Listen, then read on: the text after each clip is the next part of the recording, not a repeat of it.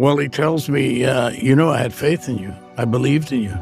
I said, yeah, I know. He says, well, you're not. I thought, oh, what do I do now? What do I say now? I said... His acting career took off after his breakthrough in 1972. Pacino won not one, but 5 Oscars, including Best Actor, for his stunning performance in The Godfather. Among Pacino's many accolades are 2 Tonys and 2 Primetime Emmys. It wasn't always like this, though. Although Pacino achieved great success, he had a very difficult life overall. It was completely different. Rose and Salvatore Pacino were immigrants from Sicily who had one child, Alfredo James Pacino, who was born on April 25, 1940, in East Harlem, New York. Al was raised by his mother and grandparents on the rough streets of the South Bronx after his parents separated, and his father left to California when he was only 2 years old. Immigrants from Corleone, Sicily, his grandparents did the best they could, but they were poor and lived a life similar to everyone else. When Pacino was a teenager, his pals called him Sonny, but another moniker remained with the actor far more. Surprisingly, baseball was his initial love, but his genuine talent for acting took shape quickly. He attended Herman Ritter Junior High School, although he failed nearly every class he took there with the exception of English.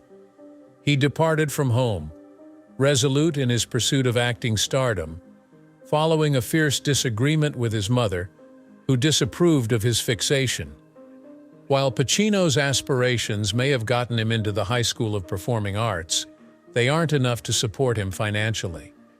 While he was in school for acting, he worked odd jobs like messenger, busboy, janitor, postal clerk, and even in Commentary magazine's mailroom to make ends meet. The Bronx was a challenging place to live. He began smoking and drinking at the age of 9 and was casually taking marijuana by the age of 13. But he avoided strong drugs, which probably saved his life, unlike several of his pals from boyhood. Neither of his 2 best friends fared as well. One passed away at the young age of 19 from drug overdose, and the other at the age of 30. Pacino frequently faced homelessness, unemployment, and despair due to a lack of resources. He persisted despite sleeping on friends' sofas, in theaters, or on the streets. Even though it was home to some of the most accomplished method actors of his day, Pacino was first turned down for membership at the Actor Studio. However, he quickly sought solace at the HB Studio, where he crossed up with Charlie Lawton, an acting instructor who would go on to become his closest friend and mentor. Lawton was the one who spotted potential in the young actor despite his struggles, potential that the world would come to appreciate. Performing in New York's seedy underground scene, Pacino painstakingly refined his skill in basement performances and tiny theaters. He refused to give up, no matter how difficult the journey. Finally, his time has come. The early 1960s were a precarious time for Pacino. His mother, Rose, died while he was just 43 years old in 1962, an unfathomable sorrow. His cherished grandpa, who had been instrumental in his upbringing, passed away a year later as well. I was 22 and the 2 most influential people in my life were gone. It sent me into a tailspin. However, Pacino went on to say that this time was the lowest point of his life, but that he eventually emerged stronger from the darkness. Pacino spent 4 years at the studio before ultimately breaking through. He was a successful auditionee at Manhattan's Hell's Kitchen's famed Actor Studio. Legends like James Dean, Robert De Niro, and Marlon Brando were all products of the Actor Studio, which was more than just another acting school. There, Pacino studied under the legendary Lee Strasberg, whose groundbreaking technique, method acting, encouraged performers to tap into their innermost feelings on stage. More significantly, though, Strasberg became one of Pacino's greatest influencers. He would go on to perform with Pacino in Part 2 of The Godfather. The Actor Studio meant so much to me. Lee Strasberg hasn't been given the credit he deserves. It launched me. It was directly responsible for getting me to quit all those odd jobs and just focus on acting, Pacino stated in the following year. Pacino was pleased to be named co-president of the Actor Studio alongside Ellen Burstyn and Harvey Keitel, decades after he walked in as a struggling young actor. Pacino struggled to make it as a theatrical actor before he became a household name. He became a member of the Boston Charles Playhouse in 1967 and appeared in the 1967 production of Awake and Sing and the United States of America, Hooray! Although the $125 weekly wage wasn't exactly lavish, it was his first actual paycheck. He also met actress Jill Clayburgh that year. They were romantically together for 5 years before returning to NYC together. There, Pacino got the part that would alter his career forever. At the Astor Place Theater in 1968, he played the role of Murph, a street punk, in Israel, Horowitz's play The Indian Wants the Bronx. An Obie for Best Actor went to Pacino for his intense performance. Best Supporting Actor went to his co-star John Cazale, who went on to portray Fredo in The Godfather. However, not only did reviewers take note, Martin Bregman, a talent manager who has a keen eye for emerging stars, was in the crowd that night. Something about Pacino stood out to him that night. He could see it had the potential to transcend the stage, inspiring Pacino to star in The Godfather, Serpico, and Dog Day Afternoon, roles that would shape his career. Bregman became his manager and greatest advocate. According to Pacino, "Marty CED me, and that's why I'm here. I owe it all to him." Cast by Francis Ford Coppola as Michael Corleone in 1972's The Godfather, Pacino's life was irrevocably altered. Actors from all around Hollywood were vying for the part. It was almost decided upon to cast Jack Nicholson, Robert Redford, Warren Beatty, or even the obscure Robert Davi. What brought Al Pacino to the role of the Godfather? Michael Corleone, the hesitant war hero who becomes the vicious boss of the Corleone criminal family, is played by none other than Al Pacino. Even then, Pacino wasn't the studio's top pick for the part. Pacino was a young, unknown actor in 1971, having only appeared in a few of films such as Me, Natalie, and The Panic in Needle Park. Paramount Pictures' upper management was incensed when Francis Ford Coppola insisted that Pacino play Michael Corleone. Even Robert Davi tried out for the role, but they were more interested in larger stars like Warren Beatty, Ryan O'Neal, Robert Redford, and Jack Nicholson. But Coppola was determined. He felt Pacino embodied the role to a T. Pacino had to battle for the part even though Coppola was adamant about it. Even after many auditions, studio bosses still weren't persuaded. The role eventually went to Pacino, following a screen test including Diane Keaton. The movie rights to Mario Puzo's immensely popular novel were greatly sought after by Paramount, but the studio was still wary of the erratic Francis Coppola, who had just a handful of film credits under his belt. Michael was also framed with the relatively unknown Pacino. When you're a young actor just getting a part in a film, it's a miracle. Opportunities like this don't exist for you. However, there was a major snag, as he relates in his biography.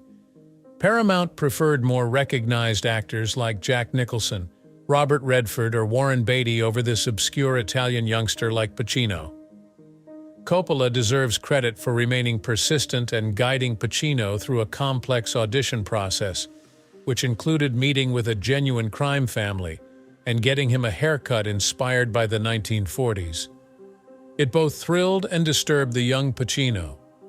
He was aware of the studio's reluctance to work with the young performers of the time since he knew they were attempting to find a way out. So he paused, collected himself, and got ready for his first screen test by immersing himself in the role, something he had mastered at the actor's studio. Who was Michael at his core, and how did the narrative have the power to transform him?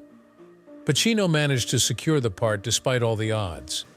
An additional boost came when calling his grandma to break the news, he learned that his grandpa had been born in Corleone, Sicily, the town that gave his family's name. Pacino completely absorbed himself into his role before filming started. Thinking about his Michael performance, he would stroll aimlessly about Manhattan for hours at a time. Michael begins as a young guy, a character we've seen before, surviving, a bit wacky and lumpy, there and not there all at once, because he chose to construct an arc. Michael's father, Vito Corleone, was the target of a drug dealer and a corrupt police officer, and everything is setting up for when he offers to eliminate them. Suddenly, he undergoes a shocking and dramatic transformation, going from a feeble subordinate to the patriarch of his family. It seemed like the correct course of action. The sequence that would serve as the film's opening, featuring Vito's daughter Connie's wedding, was shot first. Michael, played by Pacino, had not yet achieved his full potential at this point in the story. That clumsy young guy who seemed both here and absent lingered on. Michael lacked the charm and presence that the studio had hoped he would have, and their worst concerns were realized when they viewed the initial rushes. Of all, they had no idea that this was Pacino's true goal. As rumors circulated, Pacino's dismissal from the picture became official. You could feel that loss of momentum when we shot. There was a discomfort among people, even the crew, when I was working, according to him. I was told I was getting fired. The director probably heard as well. I wasn't saying Francis wasn't good, but he was the one who got me cast in the movie. And it was only the beginning.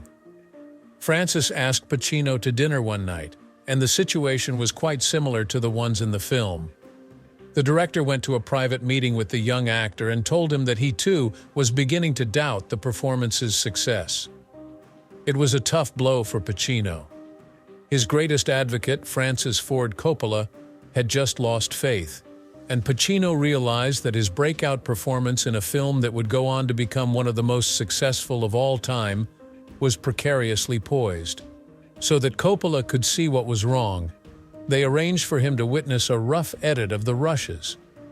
The restaurant scene, in which Michael finally shines by eliminating the drug dealer and the corrupt officer, was rescheduled earlier in the filming schedule, thanks to a fortunate turn of events that some claim was engineered by Coppola. According to Pacino, filming the sequence was supposed to happen a few days later. However, he warns that there might not have been another opportunity for him if something hadn't happened that allowed him to demonstrate his abilities. At long last, he got to portray the scene where a young Michael proves he can play the Godfather. However, not even this went according to plan for Pacino. Michael made a daring escape by jumping into a moving automobile. Pacino was rendered immobile after a fall that severely twisted his ankle. As he lay in the gutter exhausted both physically and emotionally, a torrent of relief washed over him and he prayed an act of gratitude. He finally had a reason to bail on the picture even if nobody seemed to want him there. When the rushes from that brutal night in Brooklyn returned to the studio, though, the tide turned. It was plain to see that Pacino had foreseen a change in Michael's storyline, a new Godfather being born as a result of his character's maturation. Actor Al Pacino reflects on his time on set, saying, "So I didn't get fired from The Godfather, I just kept doing what I had thought about on those long, lonely walks up and down the length of Manhattan. I did have a plan, a direction that I really believed was the way to go with this character." The story is one of creative perseverance and perhaps bad luck. When it came to Michael Corleone, no one had given the character, his arc, and his place in the plot as much consideration as Pacino. Coppola was concerned about everything, and the studio was concerned about making back their investment. Michael was Pacino's only concern, and he remained faithful to his vision even when others around him failed to grasp it. The casting of Pacino as Michael Corleone was a foregone conclusion upon the film's March 14, 1972 debut. From his portrayal of a naive war hero to that of a vicious criminal leader, his performance was a master lesson in subtlety and strength. Although he had more screen time than Best Actor Marlon Brando, he was controversially nominated for Best Supporting Actor for his performance, which earned him his first Academy Award nomination. As a kind of protest, Pacino skipped out on that year's Oscars. After that, the picture became an enormous hit, earning over $250 million worldwide and firmly establishing itself as one of the all-time greats. With the release of The Godfather Part 2, 1974, in which he played the same part again and gave an even more terrifying yet iconic performance, Pacino's career took off. How does Al Pacino feel about the events that unfolded on set of The Godfather? After some introspection, Pacino said that he came dangerously close to losing his job on the Godfather set because of concerns about his performance.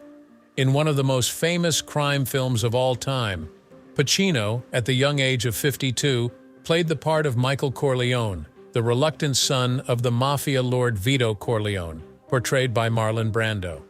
Uncertainty existed prior to the praise, the Oscar nomination, and the legacy. Pacino recounted his nervousness during his audition scene in a passage from his biography Sonny Boy that was published in The Guardian. Emotionally controlled and heavy on explanation rather than passion, his particular performance moment was severely lacking. Francis Ford Coppola, the film's director, was staunchly on his side, and he still managed to land the job. However, concerns intensified after filming started. Diane Keaton and Al Pacino had a hard time getting into the film's opening wedding scene, which they had hated from the beginning. Per his words, "We spent those first days laughing with each other, having to perform that opening wedding exposition scene from the screen test that we hated so much," he said, fully confident that the film would have a disastrous outcome. "We dealt with it the only way we knew how. After each day of shooting, we'd return to Manhattan and get drunk. We thought that was the end of our careers." As they saw the early video, Paramount execs were getting more and more anxious. Michael Corleone wasn't delivering the results they were hoping for. According to Pacino, word got out on site that he was going to be fired from the film. "You could feel that loss of momentum when we shot. There was a discomfort among people, even the crew, when I was working. I was very conscious of that." The studio wasn't the only place where there were misgivings. Even Pacino's staunchest ally, Coppola, began to wonder if the performance was effective. As Pacino confessed, "The word was that I was going to be fired." It's safe to assume that the director felt the same way. "I wasn't saying Francis wasn't good, but he was the one who got me cast in the movie." It was a turning point in Pacino's career that almost put an early stop to it. However, he was well aware that the sequences that would characterize Michael's transition presented him with his greatest opportunity to demonstrate his abilities. Just by hanging on for a little longer, he might reveal his master plan to them. Coppola revealed to Pacino that he wasn't convinced the act was working during their chat. Pacino viewed the preliminary film the next day in a screening room. Nothing about it stood out to him, he remembered thinking, but he did realize that was the impact he was going for. At first, he had intended for Michael to go undiscovered. Pacino said that he wanted to show Michael as someone who lacked confidence in himself and a magnetic presence in the role. He reasoned that if Michael appeared out of nowhere, his metamorphosis would have more of an effect.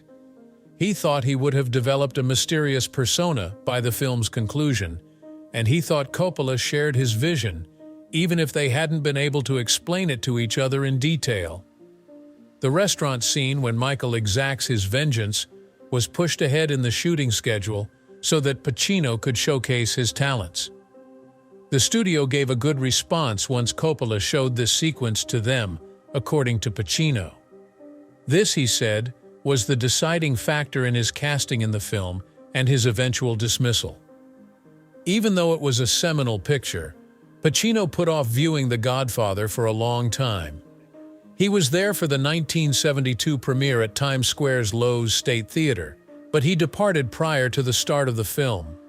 He remembered standing on a platform with his co-stars and wearing a big bow tie while they answered press inquiries. Nevertheless, he decided not to stay to watch the film when the lights went down. According to Pacino, he had always been self-conscious while he was on screen. He said he felt awkward and uneasy because of the incident. In light of this, he speculated that, when still a young performer, he actively sought out and evaded notice. Despite seeing excerpts from The Godfather on TV for years, he never watched the entire series. He made the assumption that he might have stayed away from it because, as an actor, he couldn't see it objectively. Still, he said that he had a hard time turning away from scenes on TV. In celebration of the film's 50th anniversary, Pacino saw it in its entirety for the first time. He went to a special showing at Hollywood's Dolby Theater, and thought the restored picture and audio were fantastic. The experience was fulfilling, he remarked, and he saw that there were several layers of plot in each scene. Rewatching it, he marveled at the film's ability to hold his attention throughout. Much like his profession, Al Pacino's romances have been a source of controversy. While Pacino's acting career has flourished since his breakthrough, his personal life has been a complete disaster. Jill Clayburgh was Pacino's first public flame. They started dating in 1967, but the actor broke up with her 5 years later, when he was enjoying a meteoric rise to stardom because to his part in The Godfather. Regarding their split, she recounted the following in 1978. "I went through it all, including feelings of self-loathing, hatred against him, anguish, rage, and terror." After her 1979 marriage to writer David Rabe, Clayburgh had a son named Michael and a daughter named Lily, who were also actors. Tuesday, Weld was Pacino's short-lived lover after their split. Not long after his breakup from Clayburgh, Pacino began seeing Tuesday Weld, an actress who had recently gone through a divorce. Pacino and Weld did reconcile, but their romance didn't endure. They co-starred in the 1982 picture Author, Come On, Author. 2 other marriages were performed by Tuesday Weld, who is married with 2 children. The several brawls that broke out between Pacino and Marta Keller on the set of 1977's Bobby Deerfield make it clear that their chemistry was everything from love at first sight. Nevertheless, the two quickly came to terms with their love for one another and began a romance that would last for 2 years. Discussing their former romance, she stated, "Talking about us seems like playing a striptease with my soul." She claimed ownership of her feelings toward Al. Diane Keaton, who starred with Pacino in The Godfather and was his on-screen wife from 1974 to 1990, was arguably Pacino's most famous ex-girlfriend. Diane and the Oscar winner first crossed paths when filming The Godfather in 1971. "I was mad for him. Charming, hilarious, a non-stop talker," she told People in June 2017, speaking of her love for him and their initial connection. She did concede that Al's reservations about marriage were the deciding factor in the end of their affair, describing him as a lost orphan with a crazy, idiotic genius side and, oh, gorgeous. The Annie Hall actress remarked, "I worked hard on that one," when asked about her efforts to move forward with the actor's connection. Prior to their eventual breakup in 1990, the couple's relationship was quite erratic. Closer was informed by an insider in October 2024 that Al refers to Diane as the love of his life and expresses his longing for her.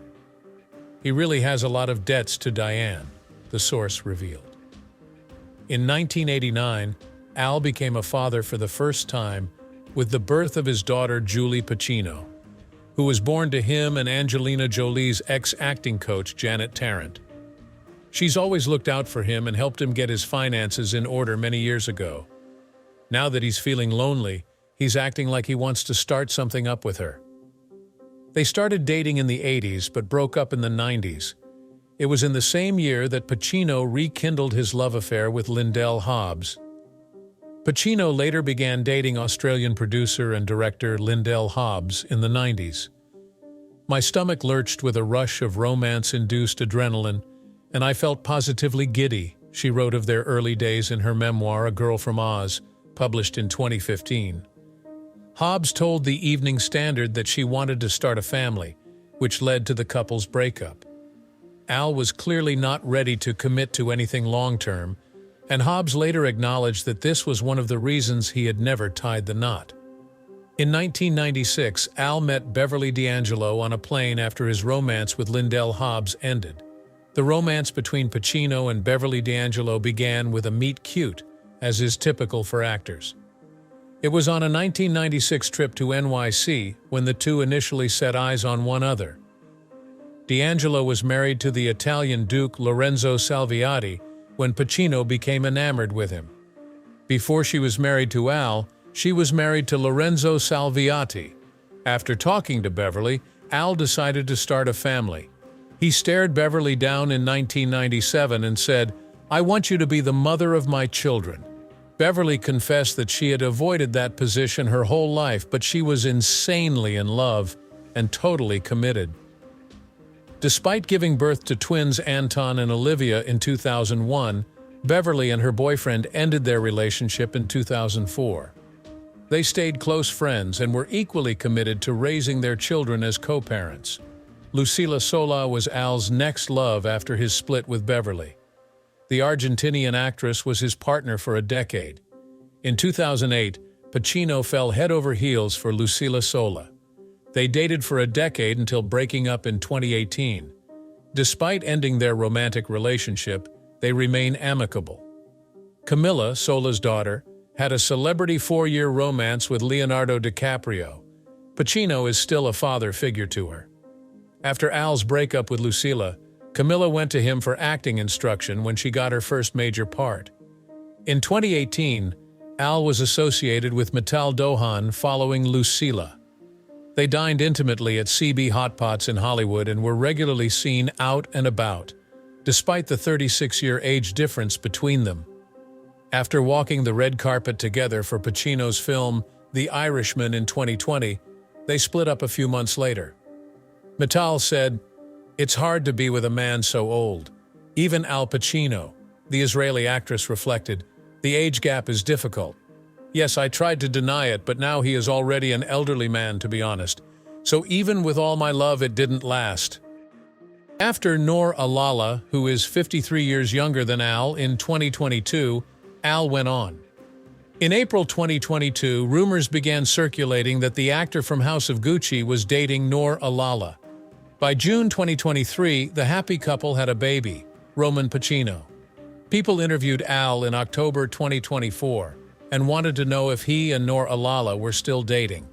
He said, "Why have a friendship?